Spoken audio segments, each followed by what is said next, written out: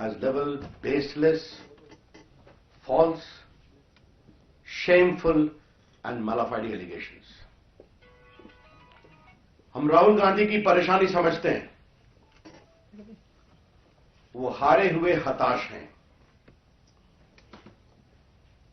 देश के लोगों ने उनको दिल्ली में हरा दिया, केंद्र में, प्रदेशों में हार रहे हैं, बाई इलेक्शंस में हार रहे हैं। अब जनता कांग्रेस पार्टी को म्युनिसिपैलिटी के लायक भी नहीं समझती। गुजरात में सफाया हुआ, कल चंडीगढ़ में सफाया हो गया, महाराष्ट्र में बुरी तरह से हार गए, राजस्थान में हार गए। तो राहुल गांधी बार बार अपनी पार्टी को अपनी अगुवाई में हरा रहे हैं, इसलिए हताश हैं। Mr. Rahul Gandhi is leading his party to repeated disastrous defeat. The people of the country are not trusting him and his party to lead the country, to lead in the states. Now they don't even think his party capable enough to run municipalities. And Congress party is suffering disaster after disaster, from Maharashtra to Gujarat to Rajasthan to yesterday in Chandigarh. तो मैं हारे हुए हताश राहुल गांधी अपने गुस्से में बेबुनियाद आरोप लगा रहे हैं। एक तो हमें यह बात कहनी है। दूसरी बात हमें कहनी है कि ऑगस्टा वेस्टलैंड करप्शन के मामले में कांग्रेस के नेताओं के नाम आ रहे हैं, उनके परिवार का नाम आ रहा है। उसको लेकर बहुत परेशान है। परिवार का नाम आया था इटली में भी और यहां भी इन्वेस्टिगेशन चल रहा है। तो अब जब बार बार परिवार तक बात पहुंची है ऑगस्टा वेस्टलैंड में, तो ध्यान बटाने के लिए राहुल गांधी ने यह बेबुनियाद स्टेटमेंट दिया है। हमारा स्पष्ट आरोप है कि ऑगस्टा वेस्टलैंड मामले में जब उनके परिवार का नाम आ रहा है, कांग्रेस के बाकी का लोगों का नाम आ रहा है, तो ध्यान बटाने के लिए यह बेबुनियाद आरोप लगाया गया है। ये राहुल गांधी खुद क्या है? 5,000 करोड़ के नेशनल हेराल्ड के सीरियस चीटिंग और फ्रॉड के केस में बेल पर है। आपको याद होगा कि जब सुब्रमण्यम स्वामी ने केस किया था, तो उसको क्वॉशिंग के लिए लोग दिल्ली हाई कोर्ट गए, सुप्रीम कोर्ट भी गए और बाद में केस को विड्रॉ करना पड़ा और ये बेल पर हैं। तो राहुल गांधी जो इतने बड़े व्यापक घोटाले में फ्रॉड और चीटिंग में बेल पर हैं, वो भारत के पाक साफ ईमानदार प्रधानमंत्री नरेंद्र मोदी जी की सरकार पर झूठे आरोप लगा रहे हैं, जिनके लगभग 2.5 साल के शासन में पूरी ईमानदारी से देश का शासन चल रहा है। कांग्रेस का पूरा इतिहास भ्रष्टाचार का रहा है। देश को लूटने वालों को प्रोत्साहित करना और बचाना रहा है। The whole history of Congress stinks with corruption. The saga of Congress government is to promote the looters of public money and to protect them. Congress के शासन में पृथ्वी के किसी भी अंग को छोड़ा नहीं गया। अंतरिक्ष में भी भ्रष्टाचार, आकाश में भी भ्रष्टाचार, जमीन पर भी भ्रष्टाचार, पाताल में भी भ्रष्टाचार और समुद्र में भी भ्रष्टाचार। The exemplary record of corruption of Congress party establishes a new benchmark in loot of public money in the annals of governance in the world. They did not spare the sky, they did not spare the space, they did not spare the land, they did not spare under the land, and they also did not spare the sea. Antariksh Dewas अंतरिक्ष में है, helicopter scam आकाश में है, बाकी जो हवाई जहाजों की खरीद में घोटाले हुए वो आकाश में है,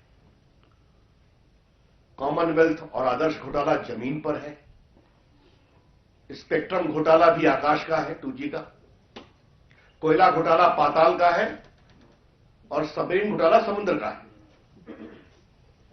राहुल गांधी, आप एक बात का जवाब दीजिए, 10 साल की सरकार में आपकी ताकत मनमोहन सिंह से अधिक थी। आपने एक बार भी कभी इन सारे घोटालों पर एक बात कहा क्या? जब आपके मंत्री इस घोटाले को जीरो लॉस थ्योरी बता रहे थे तब आप खामोश थे। जब आपके दूसरे मंत्री, उस समय के वित्त मंत्री, कह रहे थे कि कोयला तो मदर अर्थ से अटैच्ड है तो घोटाला क्या हुआ, तब आप खामोश थे। और वहीं पर मोदी जी की सरकार में स्पेक्ट्रम को 1,10,000 करोड़ में हाईएस्ट बेचा गया और 3 लाख करोड़ रुपए कोयला घोटाले में नीलामी में किए गए। राहुल गांधी के बारे में एक बात जनता अब सोचने लगी है कि राहुल गांधी बोलने से पहले सोचते नहीं है, न बोलने के बाद सोचते हैं। और ये बात मैं पूरी जिम्मेदारी से कह रहा हूं। याद करिए, राहुल गांधी ने एक बार एक ऑर्डिनेंस को फाड़ा था जब मनमोहन सिंह की सरकार थी, और क्या कहा था? It is nonsense.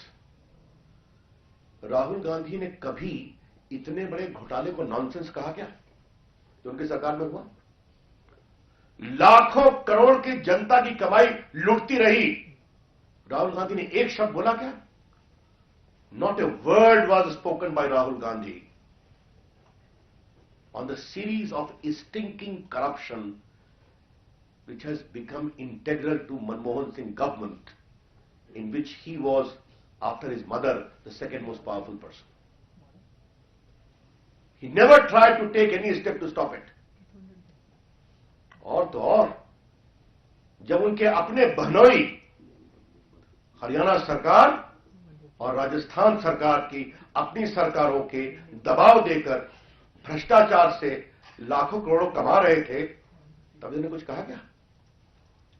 यह है राहुल गांधी का इतिहास। और हमारे गंगा के समान पवित्र प्रधानमंत्री, जिनका पूरा व्यक्तित्व ईमानदारी की पराकाष्ठा है, उनके बारे में बेबुनियाद आरोप लगा रहे हैं।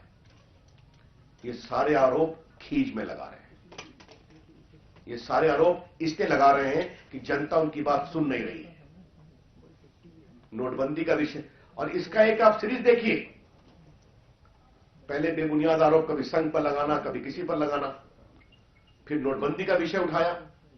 नोटबंदी भारत को काले धन से मुक्त कराने का एक ऐतिहासिक प्रयास है। भारत में आतंकवाद की जड़ों को कमजोर करना, माओवाद की जड़ों को कमजोर करना, भ्रष्ट लोगों को पकड़ना। और मुझे बहुत गर्व है अपने प्रधानमंत्री पर, जितनी सख्ती से काले धन के खिलाफ रोज कार्रवाई हो रही है। आप देख रहे हैं, आज भी हुई है। इनकम टैक्स को पूरी छूट दी गई है। तो जनता उनकी बात सुनती नहीं, जिसका लेटेस्ट एग्जांपल मिला कल के चंडीगढ़ के चुनाव के रिजल्ट में। और वहां मैंने देखा कांग्रेस का स्टेटमेंट कि भाजपा को खाली मध्य और उच्च वर्ग के लोगों में जीत मिली है। राहुल गांधी तो होमवर्क कभी करते नहीं है। भाजपा चंडीगढ़ में सारे जो गरीब मजदूरों के वार्ड हैं, वहां भी 9,000 10,000 वोट से जीती है। तो बार बार वो हार रहे हैं, तो उसकी खींच है कि नोटबंदी पर उनके पूरे बेबुनियाद आरोपों का कोई असर नहीं पड़ रहा है। तो अब ये आरोप लगाए चले जा रहे हैं। मैं इसकी भर्त्सना करता हूं। आई condemn the irresponsible, shameful, baseless allegations of Rahul Gandhi with all the content it deserves. जनता कभी इस पर विश्वास नहीं करेगी। बेबुनियाद झूठे आरोप लगाना उनकी फितरत में हो गया है। ये बार बार वो लगाते रहे हैं। इसलिए एक भ्रष्टाचार के सबसे बड़े संरक्षक के रूप में 10 साल से अपना राजनीतिक आचरण करने वाले राहुल गांधी से और कोई अपेक्षा हो नहीं सकती है। The country need not expect anything different from Mr. Rahul Gandhi, who has demonstrated his performance as the biggest patron of corruption in the last 10 years when his government was in power or in the various state governments. तो मित्रों, मुझे अपनी ओर से बहुत ही स्पष्टता से कहना है, और एक बात मुझे और कहनी है। ये विषय सुप्रीम कोर्ट में गया था जो आरोप ने लगाया है। सुप्रीम कोर्ट ने एक नहीं 3 बार ऑब्जर्व किया कि this is no allegation, there must be some proof. अब बाकी मैं पेंडिंग केस पर कुछ नहीं बोलना चाहूंगा, लेकिन ये मैं इसलिए कह रहा हूं कि सुप्रीम कोर्ट के ऑब्जर्वेशंस बार बार मीडिया में आए हैं, छपे हैं विस्तार से। तो न कभी होमवर्क करना, न कभी गंभीरता से विषय को समझना, और हताशा में और खींच में दोनों में आरोप लगाए गए हैं। मैंने स्पष्ट रूप से बता दिया, और मैं मीडिया से एक आग्रह करूंगा। राहुल गांधी को जनता ने टीआरपी देना बंद कर दिया है, बार बार वोट में दिखाई पड़ रहा है। तो मीडिया की आजादी का हम पूरा समर्थन करते हैं, लेकिन उनको मीडिया में टीआरपी के लिए स्पेस देना कितना उचित है जब ये सारे आरोप बेबुनियाद और झूठे हैं, ये मैं देश के मीडिया के विवेक पर छोड़ता हूं। लेकिन राहुल गांधी ने चूंकि जनता ने टीआरपी देना बंद कर दिया है अपने वोट के माध्यम से, इसलिए वो ऐसे बेबुनियाद आरोप लगा रहे हैं। That's all from me friends.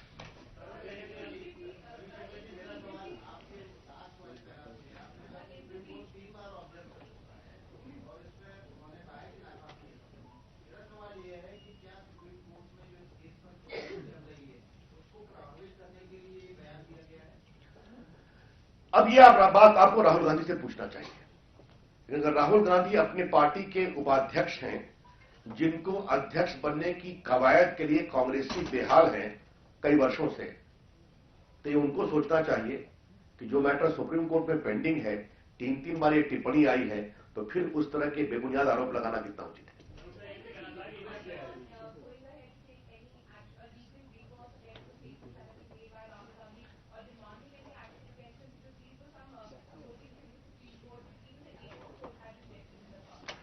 I think we trust the people of India more. The utterly baseless, shameful allegation is going to be rejected with impunity for Rahul Gandhi. एक बात मैं अवश्य कहना चाहूंगा, अगर राहुल गांधी ये समझते हैं कि प्रधानमंत्री पर इस तरह के अनर्गल आरोप लगाकर वो ऑगस्टा वेस्टलैंड के इन्वेस्टिगेशन को प्रभावित करेंगे, जहां उनके पूरे परिवार के लोगों की चर्चा आ रही है, तो भारत सरकार ऐसा कोई उनको उपकार नहीं करने वाली। सीबीआई ईमानदारी से काम करेगी और किसी दबाव में नहीं आएगी।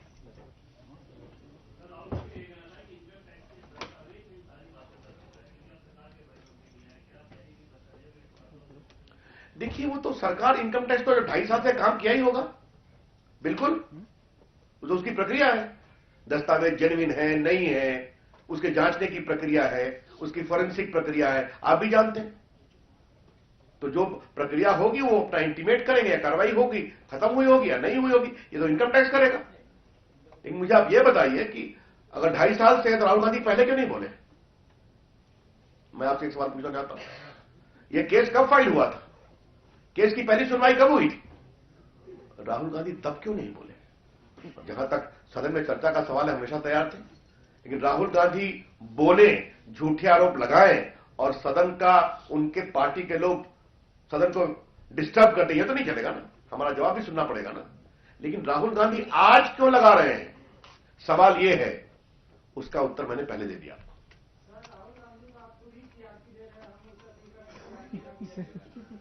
नहीं, अगर उनके इस झूठे शर्मनाक बयान का हम जवाब नहीं देते तो बड़े गुणी पत्रकार ठाकुर जी क्या लिखते कि भाजपा ने जवाब तक नहीं दिया, इसलिए आया।